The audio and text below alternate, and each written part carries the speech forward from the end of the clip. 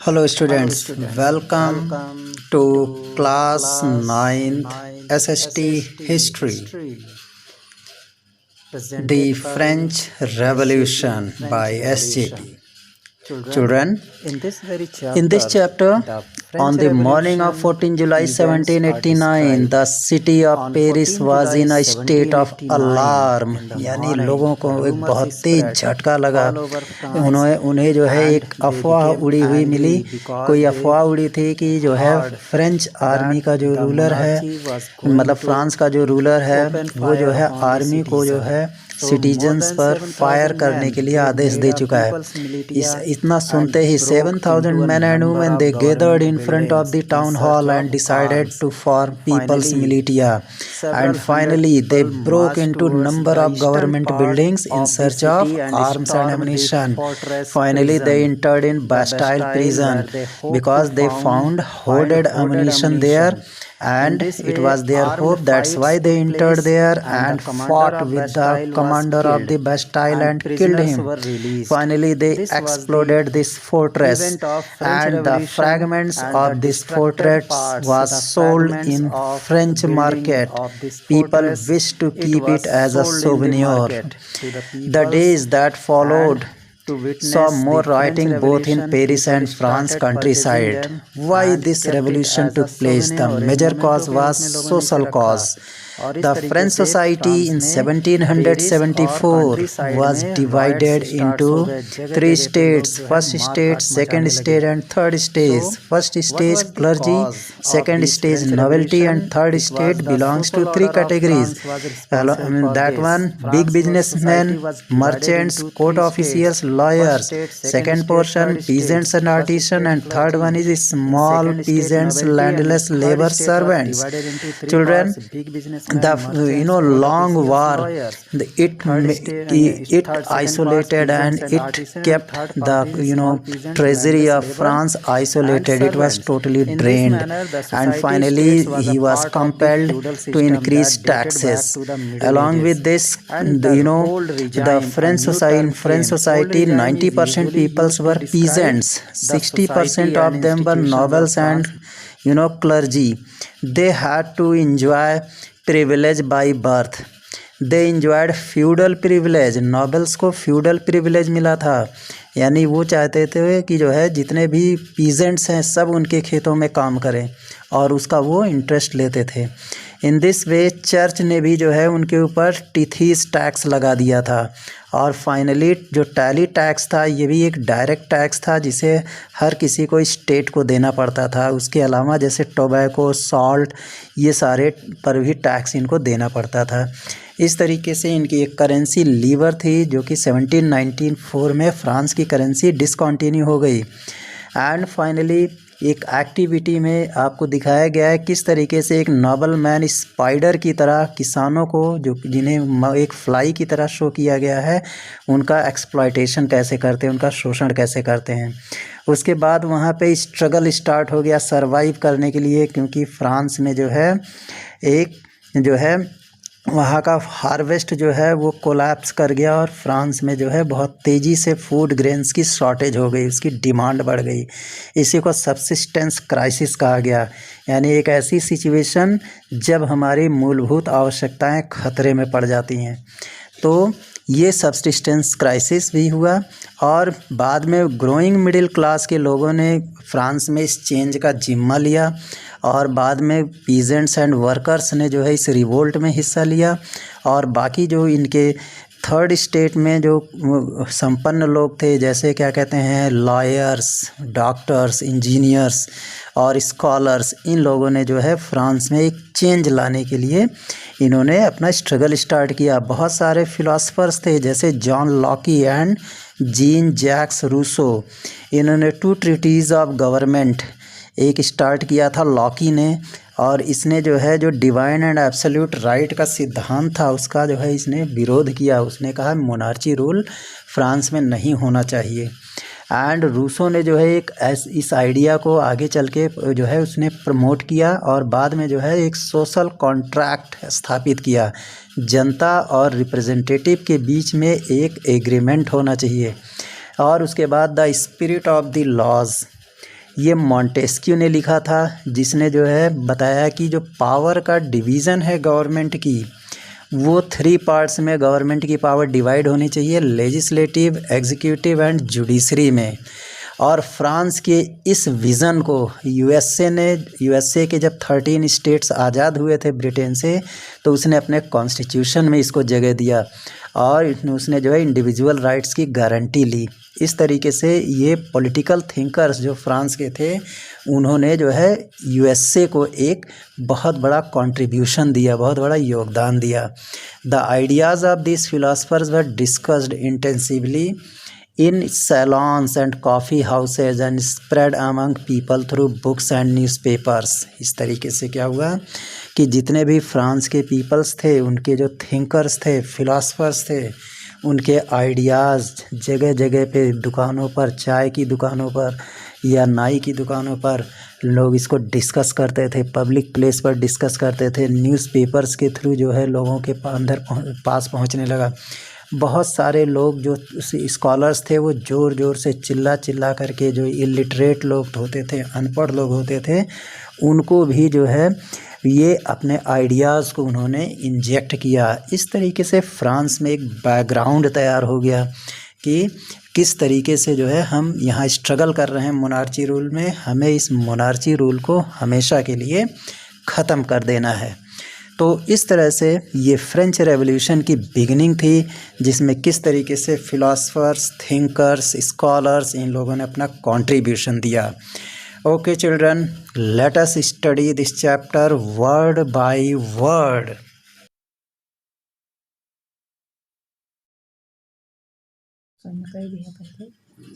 Hello students, myself S JP, welcome to class 9th history subject. The very first chapter of this class, the French Revolution. I want to introduce this chapter on behalf of NCERT book. It says, on the morning of 14 July 1789, the city of Paris was in a state of alarm. 14 जुलाई 1789 की morning में ही पूरा Paris city जो था पूरी तरह से एकदम परेशान हो गया था। वहाँ पे जो है एक अफरा तफरी मची हुई थी। The king had commanded troops to move into this city. वहाँ के किंग ने सेना को, ट्रुप को कमांड किया था, उसको ऑर्डर दिया था कि वो सिटी में घुसे। Rumors spread that he would soon order the army to open the fire upon the citizens. अफवाह उड़ी कि जल्दी ही अभी किंग ने आर्मी को ऑर्डर दिया है कि वो सिटीजन्स के ऊपर फायरिंग स्टार्ट कर दे। Some 7,000 men and women gathered in front of the town hall and decided to form a people's militia. सुनते ही 7,000 मैन एंड वुमेन वो टाउन हॉल के सामने एकत्रित हो गए and decided to form people's militia, और उन्होंने निर्णय लिया कि हम एक पीपल, जनता का एक मिलिट्री बनाएंगे। And they broke into a number of government buildings in search of arms, और वो जितनी भी सरकारी बिल्डिंग्स थी उसमें टूट पड़े ताकि उन्हें कुछ हथियार मिल सके, औजार मिल सके। Yes children, finally a group of several hundred people marched towards the eastern part of the city and stormed the fortress prison, the Bastille, where they hoped to find hoarded ammunition.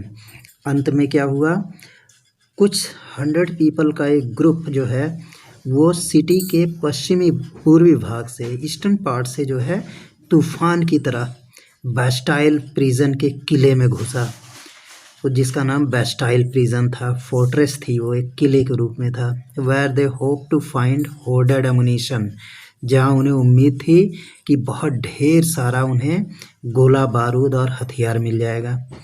In the armed fight that followed the commander of the Bastille was killed and the prisoners release through there were only 7 of them. इस तरीके से ये जो है एक हथियार सहित जो है युद्ध हुआ, जिसमें जो है बैस्टाइल प्रिजन का कमांडर मारा गया एंड द प्रिजनर्स रिलीज्ड, और जितने कैदी उसमें बंद थे, लगभग 7 कैदी थे, उन सबको रिलीज करा लिया गया। Yet the Bastille was hated by all, फिर भी बेस्टाइल से सब घृणा करते थे, because it stood for the despotic power of the king, क्योंकि ये बेस्टाइल प्रिजन जो था वो किंग का मनमाने तरीके से अपनी पावर को इस्तेमाल करने का प्रतीक था, एक सिंबल था। So the fortress was demolished, इसलिए इस फोर्ट्रेस को, इस किले को जो है नष्ट कर दिया गया। And its stone fragments were sold in the market to all those who wished to keep a souvenir of its destruction, और इस किले का जो है उसको डिमोलिश कर दिया गया और उसके जो अवशेष टुकड़े टुकड़े जो थे उसे मार्केट में सेल किया जाने लगा, ताकि लोग, ऐसे लोग उसको खरीदने लगे जो चाहते थे कि इसे हम एक यादगार के रूप में, इस विनाश, किले के इस विनाश के अवशेष को हम यादगार के रूप में रखना चाहते हैं। The days that followed saw more writing both in Paris and the country side, उन दिनों एक के बाद एक जो भी दिन आता था, हर रोज़ दंगे फसाद होते थे, दोनों पेरिस में भी और ग्रामीण क्षेत्रों में भी। कंट्री साइड मीन्स ग्रामीण क्षेत्र। So most people were protesting against the high price of bread, इसलिए बहुत सारे लोग जो है अनाज की कीमत, रोटियों की कीमत बढ़ जाने की वजह से लोग विरोध कर रहे थे। Much later when historians looked back upon this time, और बहुत दिन बाद जब इतिहासकारों ने इस समय को पीछे से देखा, मतलब इसके गुजरे हुए वक्त को देखा, they saw it as the beginning of chain of events that ultimately led to the execution of the king in France. तो यहाँ पे जो है बाद में हिस्टोरियंस ने जब इसके बीते हुए बातों को देखा तो उन्होंने पाया कि जो है ये एक के बाद एक जो ये घटनाओं का एक क्रम है, एक जो घटनाओं का एक चैन है, वो अंत में जो है उसने यहाँ के किंग को, जो फ्रांस का किंग था, वो उसके विनाश की तरफ, उसको नष्ट करने की तरफ, यानी उसको ख़त्म करने की तरफ एक कदम था। दो most people at the time did not participate this outcome, भले ही इसके परिणाम में, इसका जो परिणाम हुआ फ्रेंच रेवोल्यूशन का, उसमें बहुत ज़्यादा लोगों ने हिस्सा तो नहीं लिया, but how and why did this happen, ये कैसे हुआ और क्यों हुआ, इस प्रश्न का जवाब हमें इस चैप्टर में मिलेगा। चिल्ड्रन, ये हमारा यही बेस्टाइल प्रिजन है, और ये बाहर से लोग जो है आर्म्स एंड एमुनिशन, इसको जो है बाहर से भी फायरिंग हो रही है और अंदर में भी जो है अब जो है गोले बारूद डाल करके इसको पूरी तरह से इस बेस्टाइल प्रिजन को किस तरीके से उड़ा दिया गया है, ये उसी का पिक्चर है। Well students, let us discuss the next topic, French society during the late 18th century. Late 18th century के समय फ्रांस की सोसाइटी कैसी थी? So in 1774 Louis 16 of the Bourbon family of kings ascended the throne of France. Louis 16 जो कि बाउरबन family का king था, वो 1774 में फ्रांस के सिंहासन पर बैठा। So he was 20 years old and married to Austrian princess Marie Antoinette. वो 20 वर्ष की उम्र में, उसकी एज क्या थी? 20 years की थी, और उसकी मैरिज किसके साथ हुई थी? मैरी एंटोनियट, ये प्रिंसेस थी जो कि रसियन प्रिंसेस थी। Upon his accession the new king found an empty treasury. जैसे ही वो सिंहासन पर बैठा तो इस नए किंग ने क्या देखा कि पूरा का पूरा ट्रेजरी, यानी पूरा खजाना खाली था। Long years of war had drained the financial resources of France. लंबे समय से चलने वाले युद्ध की वजह से फ्रांस की जो आर्थिक जितने भी रिसोर्सेज थे, संसाधन थे, वो ख़त्म हो चुके थे, पानी की तरह बह चुके थे। Added to this was the cost of maintaining an extravagant court at the immense place of Versailles। और इसके अलावा इसमें जो है इसको मेंटेन करने में जो कॉस्ट आया, और कोर्ट के जितने फिजूल खर्ची करने वाले जो उसके एम्प्लॉइज़ थे या जो है रॉयल फैमिली के लोग जो फिजूल खर्ची करते थे, वर्साइल्स में जो है इतने बड़े पैलेस में जो उसमें फिजूल खर्ची होता था कोर्ट पे, तो इन सब की वजह से जो है वहाँ का फ्रांस का जो खजाना था, ट्रेजरी थी, वो खाली हो चुका था। Under Louis 16 France help the 13 American colonies to gain their independence from the common enemy Britain. और लुइस 16 में जो क्या हुआ, France helped the 3 American colonies, Louis ने 3 अमेरिकन कॉलोनीज़ की मदद की थी ताकि वो अपने जो है एक जनरल दुश्मन उनके जो थे ब्रिटेन से, उनको आज़ादी मिल सके। तो इसमें फ्रांस ने जो है अमेरिका की 13 कॉलोनियों की मदद की। So the war added more than $1 billion to a डेप्ट that had already risen to more than $2 billion. और ये युद्ध क्या हुआ कि इसमें जो है उनके ऊपर $2 बिलियन का कर्जा बढ़ गया, और इसके साथ ये कर्जा बढ़ करके $1 बिलियन से बढ़ करके $2 बिलियन हो गया। Lenders who gave the state credit now began to charge 10% interest on loans. जिन लोगों ने जो है फ्रांस को जो है उधार दिया था, अब उन्होंने 10% उस पर ब्याज लेना शुरू कर दिया उस लोन पर। So the French government was obliged to spend an increasing percentage of its budget on interest payments alone। इस तरीके से फ्रेंच गवर्नमेंट को ब्याज में इसका जो है बढ़े हुए ब्याज का जो परसेंटेज था उस पे उसका भारी भरकम बजट खर्च हो जाता था। So to meet its regular expenses, उससे डेली के जो खर्चे थे उसको पूरा करने के लिए, जैसे cost of maintaining an army, army maintain करने के लिए, आर्मी को रखने के लिए जो खर्चा आता था, कोर्ट पे जो खर्चा आता था, गवर्नमेंट ऑफिसेस चलाने में जो खर्चा आता था, यूनिवर्सिटीज़ का खर्चा, the state was forced to increase taxes. इन सब की वजह से फ्रांस को टैक्स बढ़ाने पर मजबूर होना पड़ा। Yet even this measure would not have sufficed, हालांकि इतने से जो है सब कुछ नहीं होने वाला था। French society in the 18th century was divided into 3 states. 18th century में फ्रेंच सोसाइटी 3 स्टेट्स में, 3 स्टेट्स में बटा हुआ था। And only members of the 3rd state paid taxes, और इन तीनों स्टेट्स में से केवल 3rd स्टेट के ही मेंबर्स टैक्स देते थे। और ये ऑल 3 स्टेट्स आपको इस फिगर से शो होता है, that we will describe just after this. Well students, the society of states was part of the feudal system that dated back to the middle ages। तो ये जो स्टेट्स से बनी हुई सोसाइटी थी, ये एक फ्यूडल सिस्टम का एक हिस्सा थी जो कि मिडिल एजेस से चला आ रहा था। The term old regime is usually used to describe the society and institutions of France before 1789। ये जो ओल्ड रिजाइम एक टर्म है, ये किसके लिए, किसको डिस्क्राइब करता है कि किस तरीके से 1789 यानी फ्रेंच रेवोल्यूशन से पहले फ्रांस की सोसाइटी कैसी थी और वहाँ कौन कौन से इंस्टीट्यूशंस काम करते थे।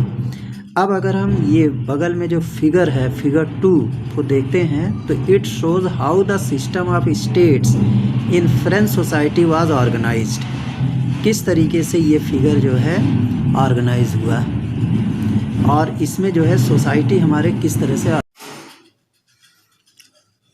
Yes students, figure 2 shows how the system of states in French society was organised. किस तरीके से इसमें फ्रेंच सोसाइटी हमारी ऑर्गेनाइज थी। यह है फर्स्ट स्टेट जिसमें क्लर्जी थे, सेकंड स्टेट जिसमें नोबिलिटी, और ये थर्ड स्टेट है जो 3 पार्ट्स में डिवाइडेड था। एक big businessman, merchants, court officials, lawyers etcetera. फिर दूसरा है पीजेंट्स एंड आर्टिसन। पीजेंट्स मतलब किसान, आर्टिसंस मतलब जो कला से संबंधित, आर्ट से संबंधित वर्क करते थे।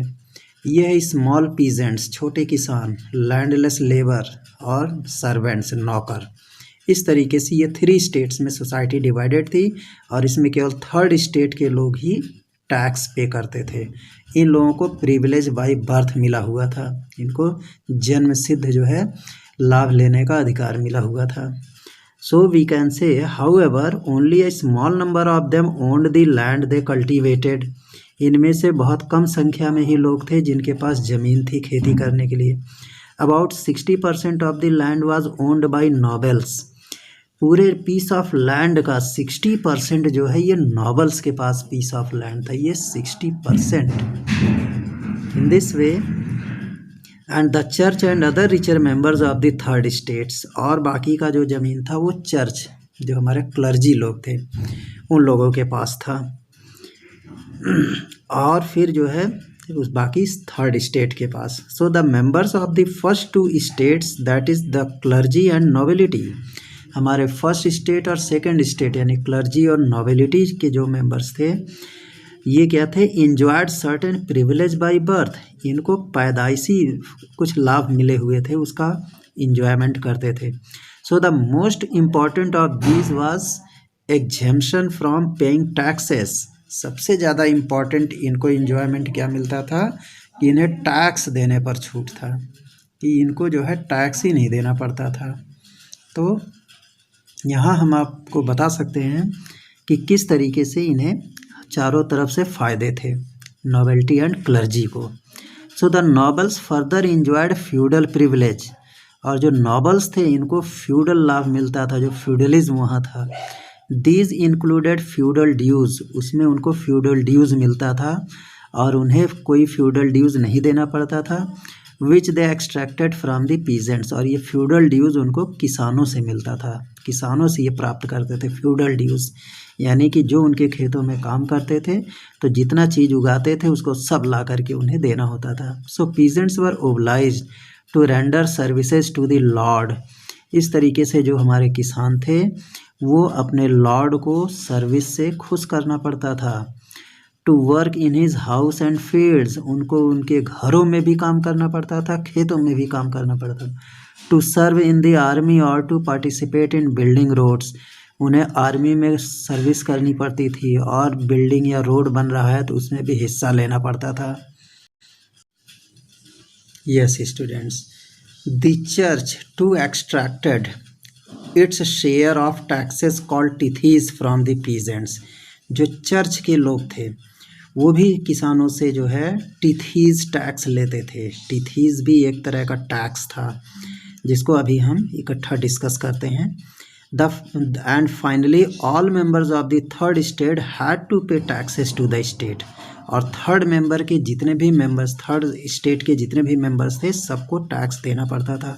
So these include a direct tax called tally. तो ये उन्हें टैली टैक्स देना पड़ता था जितने भी थर्ड स्टेट के लोग थे. And a number of indirect taxes. और कई तरह के टैक्सेस उनको दूसरे तरीके से देने पड़ते थे. Which were levied on articles of everyday consumption like salt और टोबैको. और उनमें ख़ास तौर से जो डेली यूज़ की चीज़ें होती थी खर्चे के लिए, जैसे नमक, तंबाकू, इन सब पे उनको टैक्स देना पड़ता था. So the burden of financing activities of the state through taxes was borne by the third state alone. इस तरीके से जो थर्ड स्टेट के लोग थे वही सारा टैक्स देने के लिए पैदा हुए थे. चिल्ड्रन, इसमें कुछ न्यू वर्ड्स हैं जिसका नाम है livre. Unit of currency in France discontinued in 1794. Livre क्या है? ये करेंसी थी फ्रांस की जो 1794 में बंद कर दी गई. दूसरा टर्म है क्लर्जी. क्लर्जी जो है ये ग्रुप ऑफ पर्सन्स होते हैं, ऐसे लोगों का group invested with special functions in the church.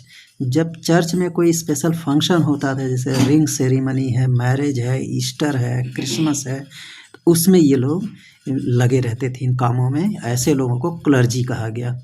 एक है tithes tax, a tax levied by the church comprising 1/10 of the agricultural produce.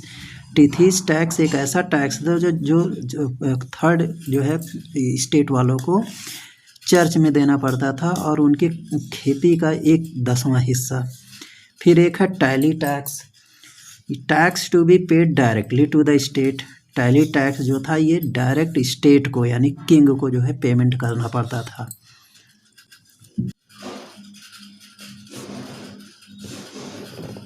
Hello students, let us discuss this activity. In this activity, you are watching a noble man sitting in luxurious way, and this man, he is told, according to this cartoon, he is told as the spider and this man is peasant. ये किसान है, peasant है, और ये noble man है। ये first आपके second state का है नोवेल्टी से। ये नोबल मैन है, इसको एक स्पाइडर यानी स्पाइडर कहा गया है। Spider you know very well, मकड़ी। और ये जो है एक किसान है जिसको हम फ्लाई कहते हैं। जैसे मकड़ी के पास मक्खी आती है और उसके जाल में फंस जाती है, ठीक उसी तरीके से यहाँ नोबल मैन जो होते थे वो पीजेंट्स को, गरीब किसानों को, जो कि थर्ड स्टेट के लोग होते थे, उनको अपने जाल में फंसा लेते थे और उनसे मनमाना काम कराते थे। Here you can watch that this man has brought something. और ये जो किसान है बेचारा बहुत गरीब है, खाली मेहनत करता है और ज़्यादा से ज़्यादा चीज़ें लाता है। This poor fellow brings everything. ये बेचारा गरीब आदमी हर सारी चीज़ें, हर कुछ चीज़ें ले आता है, जैसे ग्रेन, अनाज, फ्रूट्स, मनी, सलाद। और द फैट लॉर्ड, ये जो मोटा ये नोवेल्टी है, नोबल मैन है जो कि मोटा हो गया है, सिट्स देयर, वहाँ बैठा रहता था, ready to accept it all, सारी चीज़ें एक्सेप्ट करने के लिए तैयार रहता था। He does not even care to grace him with a look. इतनी सारी चीज़ें देने के बाद भी उसको वो जो है वो इज्जत से नहीं देखता था। तो यहीं पे ये एक्टिविटी पूछ रहा है कि explain why the artist has portrayed the noble man as the spider and the peasant as the fly.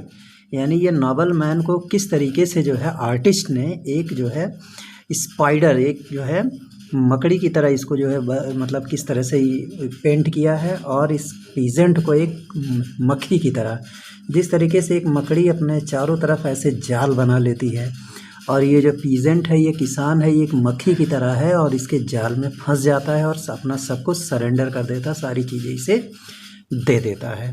इस तरीके से उस समय फ्रांस की सोसाइटी थी।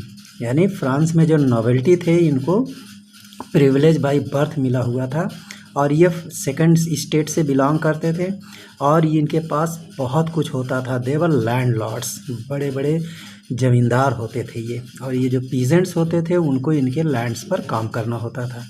इस तरीके से ये सेकंड स्टेट का जो ये नोवेलिटी से बिलोंग करने वाला ये नोबल मैन है, वो किस तरीके से एक मकड़ी की तरह इस मक्खी को अपने जाल में फंसाए हुए है और इससे सब कुछ ले लेता है। Well students, now we are going to take another topic, the struggle to survive. The population of France rose from about 223 million in 1715 to 28 million in 1789। यानी फ्रांस की जो जनसंख्या थी वो बढ़ करके 23 मिलियन जो कि 1715 में था, वो बढ़ करके 28 मिलियन हो गया। यानी कि 5 मिलियन बढ़ गया 1789 तक के बीच में।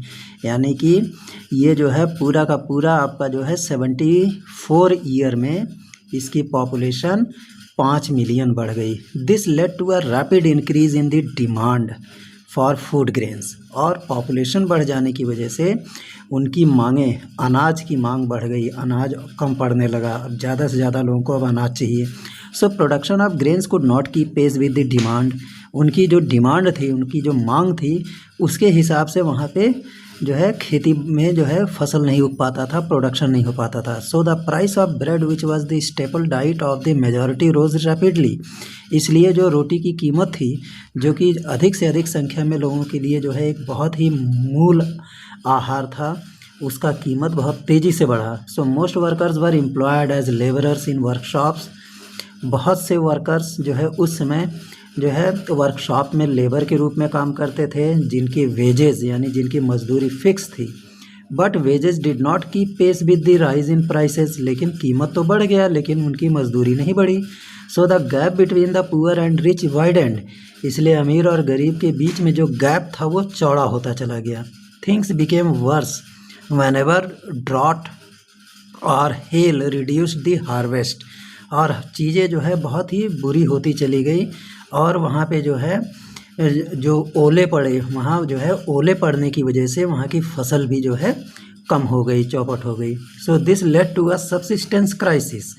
ये जो है एक वहाँ पे एक सबसिस्टेंस क्राइसिस की तरफ बढ़ गया पूरा France, something that occurred frequently in France during the old regime. और ये ओल्ड रिजाइम में यानी बिफोर फ्रेंच रेवोल्यूशन यानी 1789 से पहले यही घटना बार बार घटी। So we can state subsistence crisis in our own words. Subsistence crisis means an extreme situation, एक ऐसी विषम परिस्थिति, एक ऐसी परिस्थिति where the basic means of livelihood are endangered, जब हमारी जो मूलभूत आवश्यकताएं हैं, हमारे रोजी रोटी की जो मूलभूत आवश्यकताएं हैं खतरे में पड़ गई हों, तब उसको हम कहते हैं subsistence crisis. So we can say an extreme situation where the basic means of livelihood are endangered is known as subsistence crisis. And one more term, the word anonymous is used here, so this means one whose name remains unknown, ऐसी चीज़ें जिसका नाम कोई ना जाने। Yes, students, let us take one more activity. How a subsistence crisis happens? In the first column, it is written bad harvest. After bad harvest, what will happen? There will be scarcity of grain. यानी इस column में क्या आना चाहिए? bad harvest के बाद क्या आएगा? scarcity of grains, यानी अनाज की कमी हो जाएगी। और जब scarcity of grain हो जाएगा तो इस कॉलम में क्या आएगा? रेजिंग फूड प्राइसेस, यानी कि खाने की कीमतें बढ़ जाएंगी। उसके बाद आपने देखा कि the poorest can no longer buy bread, जो गरीब आदमी होगा अब इस ऊंचे दाम पे कुछ नहीं खरीद पाएगा। तो अब यहाँ पे हमारे पास दो चीज़ें आती हैं और ये चीज़ें हमारा किस तरह बढ़ती हैं? दो कंडीशंस डेवलप होती हैं। जब किसान को खाने की चीज़ें महंगी पड़ेंगी, नहीं खरीद पाएंगे, तब एक तो क्या होगा? फूड रॉयट होगा, है ना, खाने के लिए, रोटी के लिए जो है दंगा होगा। और दूसरी चीज़ क्या हो सकती है? नंबर ऑफ डेथ्स बढ़ेंगी। तो इस तरीके से जब क्या कहते हैं फूड रॉयट होगा, उसके साथ साथ डिजीज़ एपिडेमिक्स फैलेंगे, महामारी फैलेगी और लास्ट में नंबर ऑफ डेथ्स हमारा बढ़ेगा।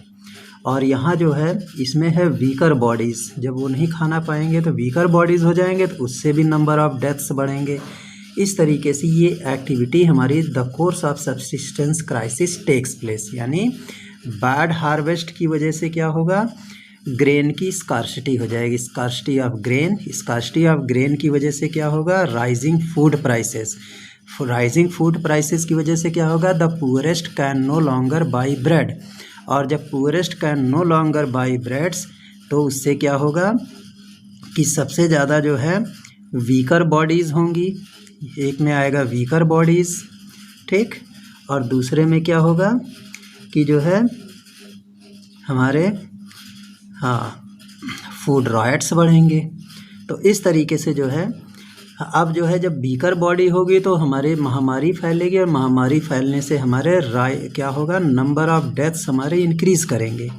इसी तरीके से इस केस में भी जो है हमारे जो है ढेर सारे डेथ्स होंगे। इस तरीके से इस एक्टिविटी को हम देख सकते हैं कि सबसिस्टेंस क्राइसिस कैसे होता है। Well students, let's take another topic of growing middle class envisages as an end to privilege. जब मिडिल क्लास ग्रो होने लगी तब हमारा प्रिविलेज का अंत होने लगा, यानी उन्हें जो पैदाइशी जो उन्हें लाभ मिलता था उसका अंत होने लगा, जैसे जैसे मिडिल क्लास के लोग हमारे आगे बढ़कर आने लगे। So in the past peasants and workers had participated in revolts against increasing taxes and food scarcity. बीते हुए दिनों में जो किसान और वर्कर्स थे उन्होंने बहुत सारे रिवोल्ट्स में हिस्सा लिया, पार्टिसिपेट किया। क्यों? क्योंकि इंक्रीजिंग टैक्सेस और फूड स्कार्सिटी की वजह से टैक्सेस इंक्रीज़ होने लगे थे, टैक्सेस बढ़ गए थे और खाने की कमी पड़ गई थी, इसलिए बहुत सारे किसानों और वर्कर्स ने रिवोल्ट्स में पार्टिसिपेट किया, यानी विद्रोह में हिस्सा लिया बीते हुए दिनों में। But they lacked the means and programmes to carry out full scale measures that would bring about a change in the social and economic order. लेकिन तो इसका मतलब क्या हुआ, दे लैक्ड द मीन्स, अब उनके पास संसाधन की कमी हो गई और उनके पास कोई ऐसा प्रोग्राम भी नहीं बचा, कोई ऐसी योजना नहीं बची, कोई ऐसा तरीका नहीं बचा ताकि वो जो है क्या कहते जो है अपने सारे मेज़र्स को जो है जो भी उसके तौर तरीके हैं उसको यूज़ कर सकें और समाज में सोशल और इकोनॉमिक ऑर्डर जो वहाँ की सामाजिक स्थिति थी और आर्थिक स्थिति थी उसमें कोई परिवर्तन ला सके, ऐसा कोई तरीका उनके पास नहीं था। So this was left to those groups within the third state who had become prosperous and had access to education and new ideas. इसलिए ये सारा कार्य किनके ऊपर छोड़ दिया गया, थर्ड स्टेट के ऐसे लोग जो संपन्न थे और वो शिक्षित थे, उनके पास एजुकेशन था और उनके पास नए नए आइडियाज़ थे।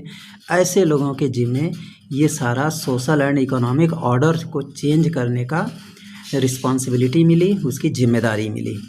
सो the 18th century witnessed the emergence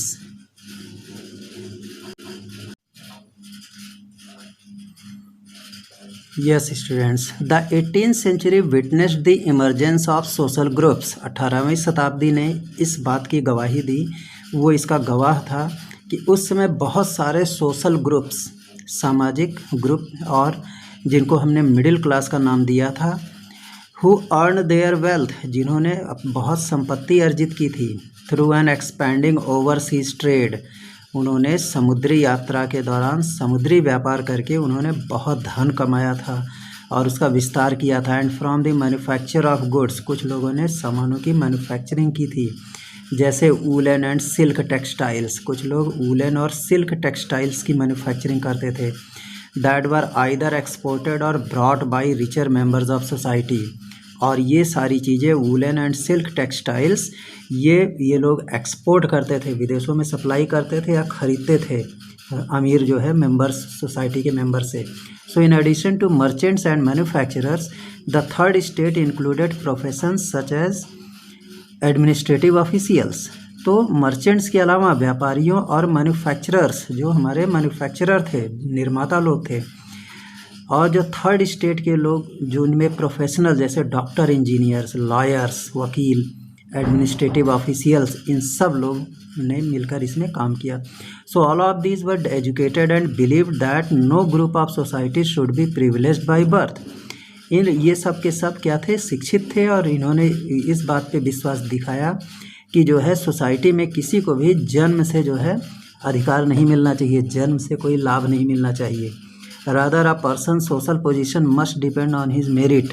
हर व्यक्ति की जो सोशल पोजीशन है, समाज में जो स्थिति है, वो उसके मेरिट पर डिपेंड करना चाहिए, वो कितना टैलेंटेड है, उसके अंदर कितनी क्वालिटी है और कितने अच्छे स्टेज पर है। So these ideas envisaging a society based on freedom and equal laws and opportunities for all. तो इस तरीके से ये जो योजनाएं थी, जो आइडियाज़ थे, ये समाज में जो है आज़ादी का आधार बने और equal laws and opportunities equal जो है होने के लिए, उसके लिए एक बेस बने। And they were put forward by philosophers, और जितने विद्वान लोग थे उन्होंने इस आइडियाज़ को, equal laws, freedom, opportunities for all, इन सारे आइडियाज़ को इन्होंने आगे बढ़ाया। और उनमें एक थे John Locke and Jean Jacques Rousseau. John Locke and Jean Jacques Rousseau ये दो विद्वान थे जिन्होंने इसको आगे बढ़ाया। And in his 2 treatises of government, Locke, John Locke जो थे, उन्होंने एक बुक लिखी थी जिसका नाम था 2 treatises of government, sought to refute the doctrine of the divine and absolute right। उन्होंने इस बात से साफ मना कर दिया कि ये जो डिवाइन एंड एब्सोल्यूट राइट का जो सिद्धांत है वो हम नहीं मानना चाहते हैं। मीन्स लॉकी ने जो 2 treatises ऑफ गवर्नमेंट बुक लिखी, उसमें इन्होंने साफ मना कर दिया कि ये जो है डिवाइन एंड एब्सोल्यूट राइट का जो सिद्धांत है, it is not fit for us, ये केवल मोनार्च के लिए है, किंग के लिए, ये गलत है, इसको हम नहीं मानते, मोनार्ची रूल को हम नहीं मानते। Rousseau carried the idea forward, proposing a form of government based on a social contract. Rousseau ने एक आइडिया को जो है आगे बढ़ाया। उन्होंने कहा कि गवर्नमेंट इस आधार पे बेस होना चाहिए कि जिसमें एक सोशल कॉन्ट्रैक्ट हो, मतलब एक समाज में एक जो है कॉन्ट्रैक्ट होना चाहिए, एक ठेकेदारी होनी चाहिए पीपल के बीच में और रिप्रेजेंटेटिव्स के बीच में। यानी पीपल यानी जनता और रिप्रेजेंटेटिव जिसे हमने चुन के भेजा है, उनमें एक कॉन्ट्रैक्ट होना चाहिए, एक टर्म एंड कंडीशन होना चाहिए, एक एग्रीमेंट होना चाहिए। So in the spirit of the laws Montesquieu proposed a division of power within the government between the legislative, the executive and judiciary.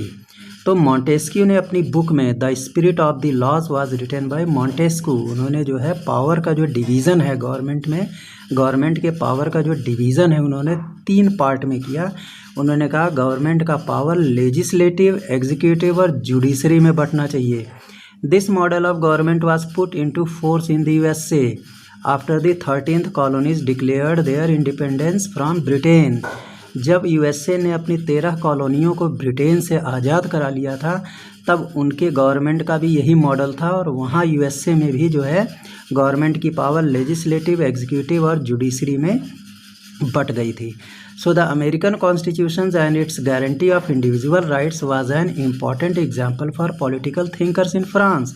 तो अमेरिका का जो संविधान बना और वहाँ हर व्यक्ति के राइट्स को जो गारंटी मिली, वो एक फ्रांस के पॉलिटिकल थिंकर्स का उदाहरण है। ये फ्रांस के थिंकर्स का आइडिया था जिसे अमेरिका ने अडॉप्ट किया अपने कॉन्स्टिट्यूशन में।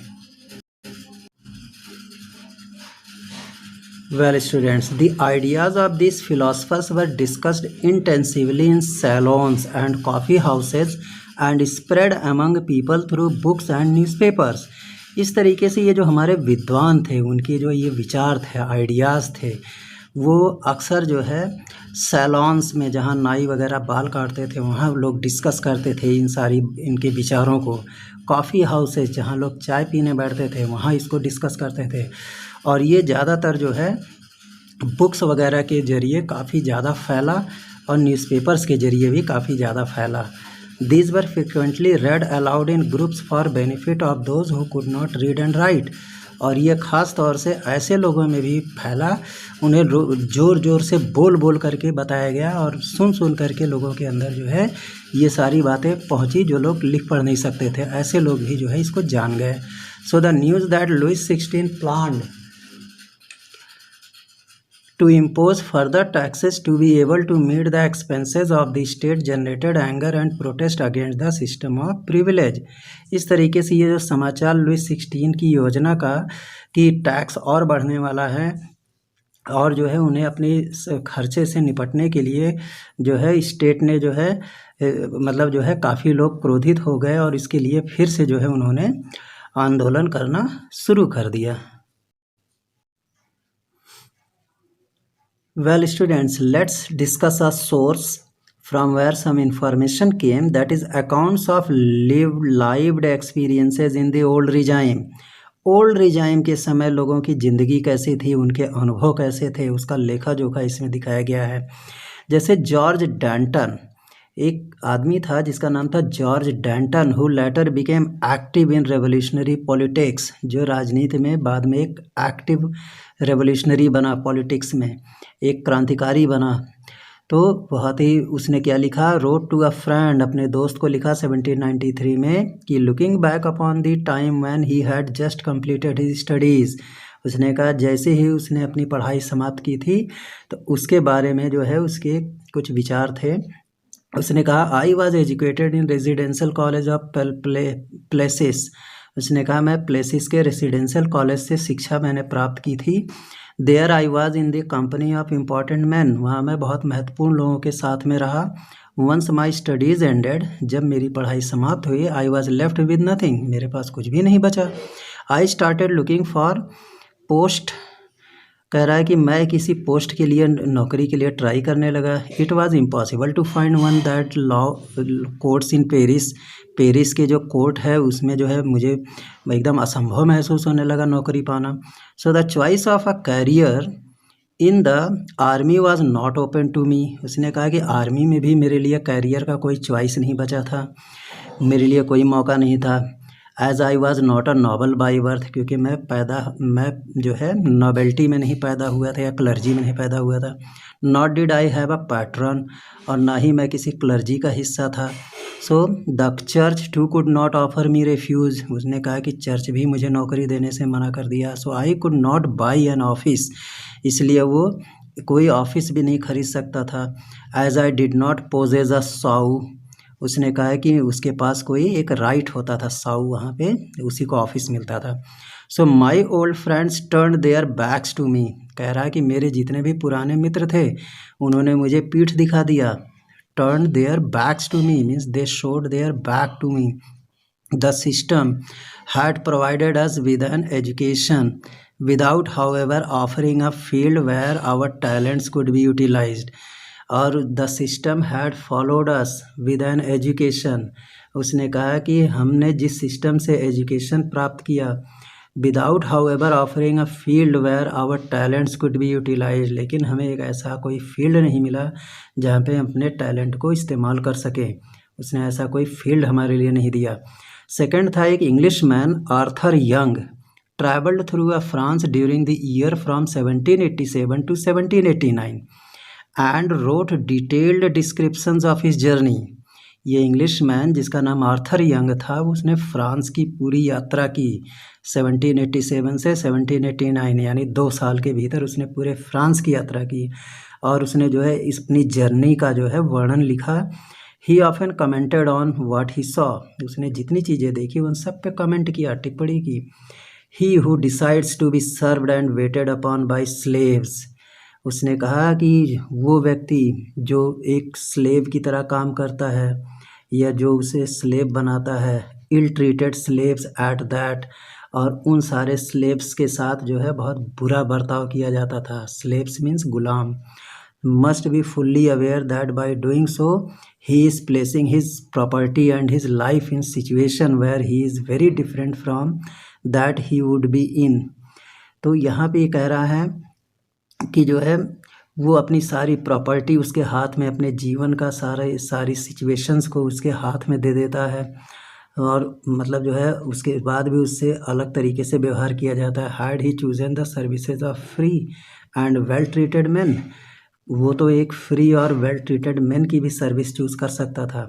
And he who chooses to dine to the accompaniment of his victims groans, और जो व्यक्ति जो है एक तरीके से अपराधी बन जाता है और मतलब उसके ऊपर लोग जो है अपना क्रोध व्यक्त करते हैं।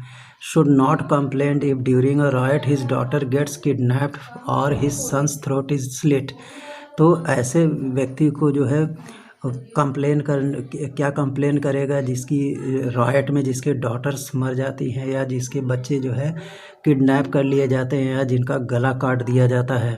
तो यहाँ पे एक्टिविटी हमारा ये पूछ रहा है कि what message is Young trying to convey here, तो ये जो आर्थर यंग है वो कैसा मैसेज कॉन्वे कर रहा है। Whom does he mean when he speaks of slaves, मतलब स्लेव्स वो किसको कह रहा है। Who is criticising, who is he criticising, वो किसकी आलोचना कर रहा है। What dangers does he sense in this situation of 1787, और 1787 में कौन से खतरों का उसने जो है को फेस किया। तो यहाँ पे यंग जो है हमें ये मैसेज देना चाहता है कि जो हमारे थर्ड स्टेट के लोग हैं जो कि क्या कहते हैं फ्यूडलिज्म की वजह से जो है जो फ्यूडल ड्यूज़ ला के देते थे, यानी कि जो नॉबल मैन होते थे उनके सामने जो पीजेंट्स होते थे गरीब किसान, उनको इन्होंने स्लेव्स के रूप में कहा और उन्होंने कहा कि उनकी सारी लाइफ की प्रॉपर्टी सारी चीज़ें उनको दे दी जाती हैं, फिर भी उनके ऊपर जो है वैसे का वैसे ही उनके साथ बर्ताव किया जाता है।